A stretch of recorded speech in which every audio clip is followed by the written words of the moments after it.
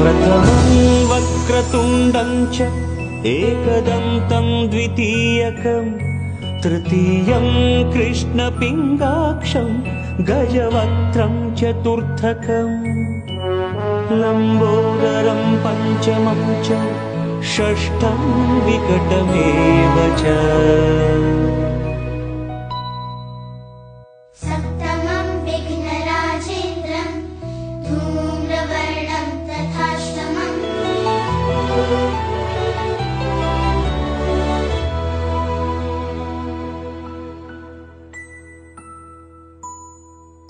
नवमं भालचन्द्रं च दशमं तु विनायकम् एकादशं गणपतिं द्वादशं तु गजाननम् द्वादशैतानि नामानि